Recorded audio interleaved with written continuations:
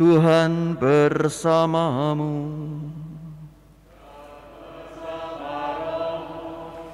Inilah Injil suci menurut Markus.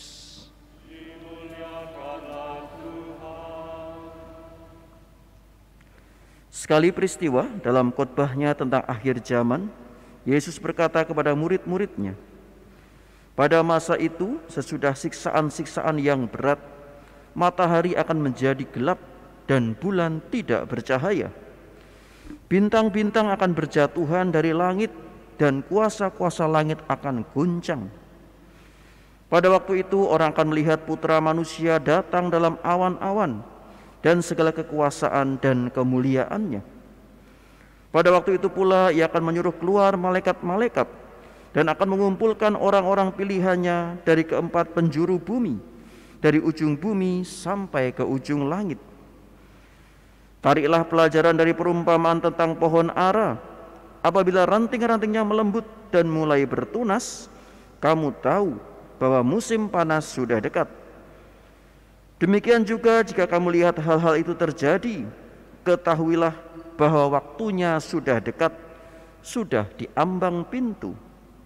Sesungguhnya aku berkata kepadamu, orang-orang zaman ini tidak akan berlalu sebelum semuanya itu terjadi. Langit dan bumi akan berlalu, tetapi perkataanku tidak akan berlalu. Tetapi tentang hari atau saat itu, tidak seorang pun yang tahu.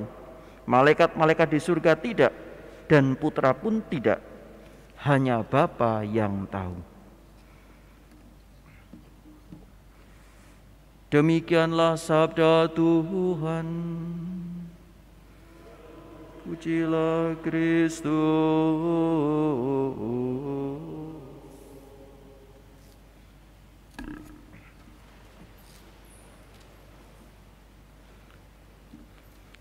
Bapak, Ibu, dan saudara-saudariku yang dikasihi Tuhan, kalau kita melihat atau mendengarkan bacaan-bacaan pada hari ini, terkhusus bacaan pertama dan juga bacaan Injil, sebenarnya bacaan kedua pun juga ya, mengisahkan tentang sesuatu di luar diri kita, yaitu tentang akhir zaman.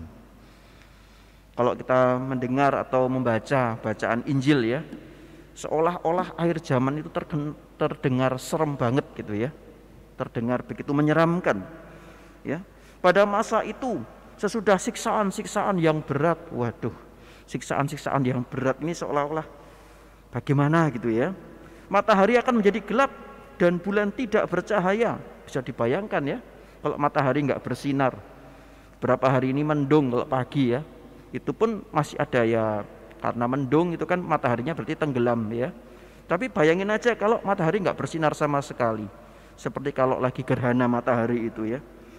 Dan bulan tidak bercahaya, bintang-bintang akan berjatuhan dari langit dan kuasa-kuasa langit akan guncang. Maka dari itu muncul yang beberapa saat yang lalu, mungkin kalau Bapak Ibu pernah mendengar atau melihat film berjudul 2012 itu ya, itu seolah-olah menggambarkan tentang akhir zaman. Orang-orang pada ketakutan semua. Wah, nanti tahun 2012 akan akhir zaman, akan kiamat dunia. Nah, saudara-saudaraku yang dikasihi Tuhan, padahal Tuhan Yesus sendiri dalam firman-Nya pada hari ini ya, dalam Injil Markus ini mengatakan bahwa tentang hari dan saatnya tidak ada yang tahu. Anak pun tidak tahu, Yesus pun tidak tahu. Hanya Bapa yang tahu. Saudara-saudaraku yang dikasihi Tuhan, namun yang pasti akhir zaman itu pasti akan terjadi. Bagaimana bentuknya tidak ada yang tahu. Apakah seperti yang digambarkan di film 2012 itu ya, yang mengisahkan akan terjadi kekacauan di mana-mana, akan terjadi hal yang mengerikan. Kita nggak pernah tahu juga apakah itu akan terjadi, ataukah seperti juga yang dikisahkan dalam bacaan ini terjadi ya, semua berjatuhan. Dibayangin aja bintang yang gedenya segitu di langit berjatuhan gitu ya. Bagaimana kalau menimpa kita, menimpa rumah kita, menimpa diri kita, mungkin bayangin aja sudah serem ya. Namun kita nggak pernah tahu itu. Namun yang pasti adalah bahwa saat itu akan tiba dan Putra Manusia yaitu Yesus sendiri akan datang sebagai Raja dalam kemuliaan. Ia akan datang untuk kedua kalinya, bukan untuk menebus dosa umat manusia, karena ia sudah satu kali, hanya satu kali menebus dosa umat manusia, namun ia akan mengadili kita semua,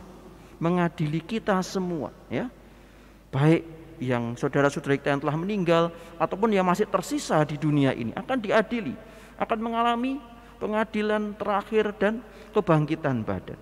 Dikisahkan dalam bacaan pertama tadi, bagaimana akan dipilah-pilah saat itu, Ada yang masuk ke dalam siksaan yang kekal, akan bangkit masuk ke dalam siksaan yang kekal.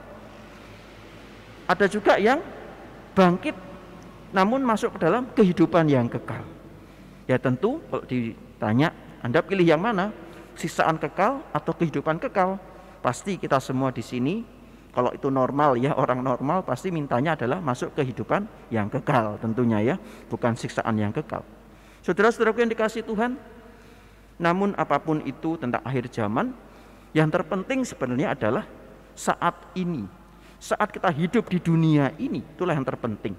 Bagaimana kualitas iman kita, kualitas diri kita ketika kita hidup di dunia ini. Maka dari itu dikatakan tadi juga dalam bacaan pertama, hendaknya kita senantiasa selalu bersikap bijaksana, dikatakan. Dan orang-orang bijaksana akan bercahaya seperti cahaya cakrawala, dan yang telah menuntun banyak orang kepada kebenaran akan bercahaya seperti bintang-bintang untuk selama-lamanya. Kita diajak untuk selalu hidup dalam kebijaksanaan, hidup dalam firman Tuhan, hidup dalam kebenaran sabda Tuhan. Saudara-saudara yang dikasihi Tuhan, mudah untuk diucapkan kata-kata bijaksana ini, namun ternyata sulit untuk dilakukan. Bagaimana kita sungguh-sungguh mau bersikap bijaksana dalam hidup kita, ternyata tidak mudah.